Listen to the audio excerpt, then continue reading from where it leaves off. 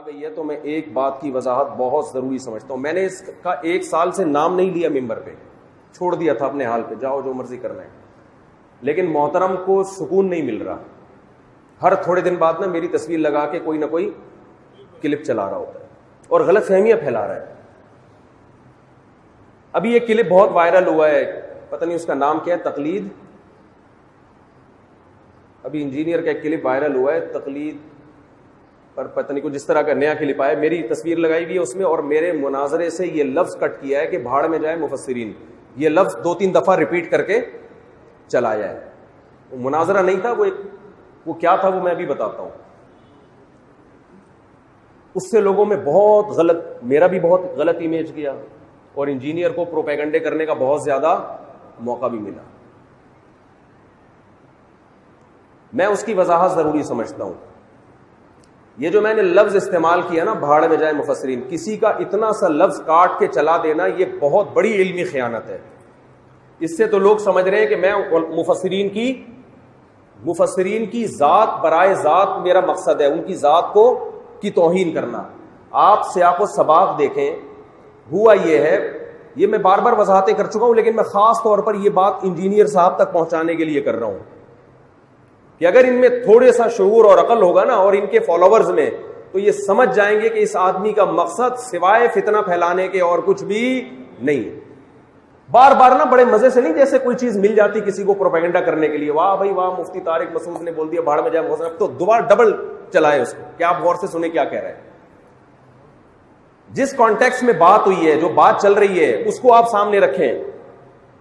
بات یہ چل رہی تھی, اہل حدیث عالم صدیق رضا صاحب کو, وہ میرے پاس آئے, بہت دنوں سے کہہ رہے تھے کہ آپ مناظرہ کریں, آپ کیا کریں, تقلید کے موضوع پر مناظرہ کریں. یہ میں وضاحتی بیان جاری کر چکا ہوں, لیکن میں ویڈیو بیان اسپیشل انجینئر صاحب کے لیے اور ان کے فالوورز کے لیے جاری کر رہا ہوں, یہ جو اب میں بیان کر رہا ہوں.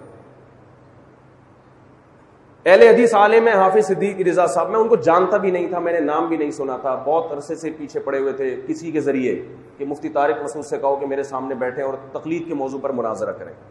میں نے لوگوں سے پوچھا بھائی یہ کون ہے, ایسا ہی تو کوئی بھی کسی کے پاس نہیں چلا جاتا. لوگوں نے بتایا ہاں بھائی ان کے بڑے مشہور مناظر ہیں. میں نے کہا ٹھیک ہے.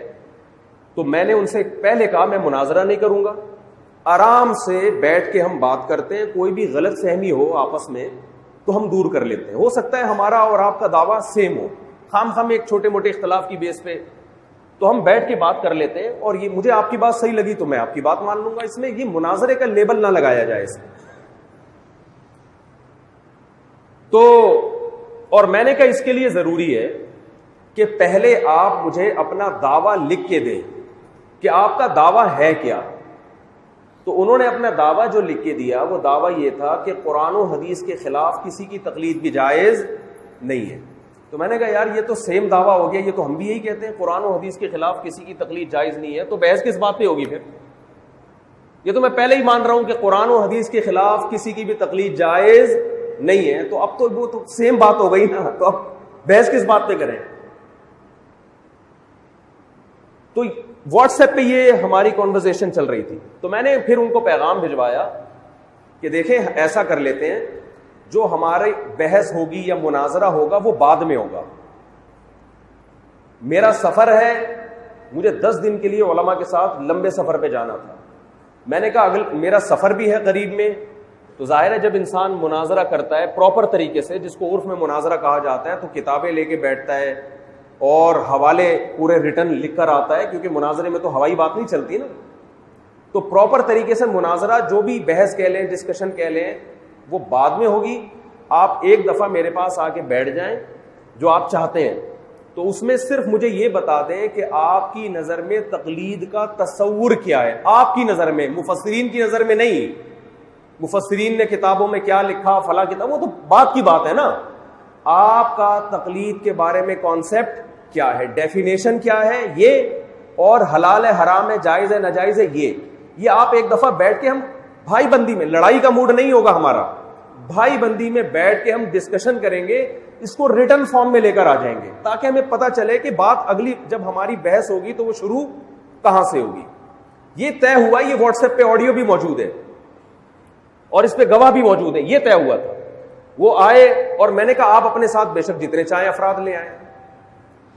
تو وہ اپنے ساتھ 15-20 افراد لے کر آ گئے جو بھی اہل حدیث تھے ان کے. جب وہ آئے ہیں تو انہوں نے کہا آپ اپنا کیمرہ بھی لگا لیں. میں نے کہا ضرورت نہیں ہے کیمرے کی, مجھے ہم کوئی ڈیبیٹ تھوڑی کر رہے ہیں, بحث تھوڑی کر رہے ہیں, تو کیا ضرورت ہے مجھے کیمرہ لگانے کی. ابھی تو ہم صرف طے کریں گے کہ آپ کی رائے, مجھے پتہ تو چل جائے آپ کا دعویٰ کیا ہے. تو وہ محترم بیٹھے, انہوں نے اپنا دعویٰ یہ بیان کیا, یہ ریکارڈڈ موجود ہے انہی کے چینل پہ اپلوڈ ہوا ہے. انہوں نے یہ دعویٰ کیا کہ تقلید کہتے ہیں بغیر دلیل کے کسی کو فالو کرنا.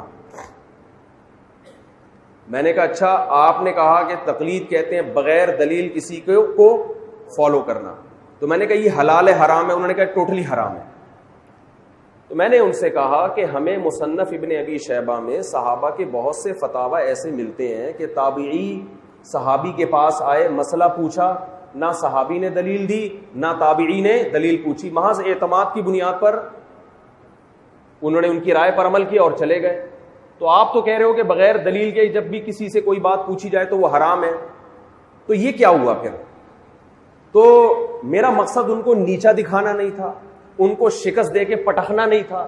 میرا مقصد تھا کہ آپ اپنی اس ڈیفینیشن میں تھوڑی سی چینجنگ کریں, آپ تبدیلی کریں, اس میں کچھ الفاظ کا اضافہ کریں کہ بھائی یا تو یہ کہیں کہ اگر صحابی کی تقلید ہو تو جائز ہے کیونکہ وہ نبی کی صحبت انہوں نے اٹھائی ہے, یا تو یہ کہیں, یا تقلید کی ڈیفینیشن میں چینجنگ کریں. تو اللہ کی قسم میرا مقصد نہ ان کو نیچا دکھانا نہ ان سے مناظرہ کرنا. میرا مقصد تھا اس بحث میں ہم ایک رائے لکھ لیتے ہیں کہ تقلید کی آپ کی نظر میں ڈیفینیشن کیا ہے, تاکہ پھر اس سے کوئی پھرے نہیں. اور جب آپ لکھیں گے تو میں بھی لکھ دوں گا کہ میری رائے کیا ہے اس بارے میں, پھر ہم ڈسکشن کے لیے اگلا ٹائم ہوگا. تو جب میں نے ان سے یہ سوال کیا تو انہوں نے بات کو گھما دیا. آ گئی ہے تو میں ایک بات کی وضاحت بہت ضروری سمجھتا ہوں. میں نے اس کا 1 سال سے نام نہیں لیا.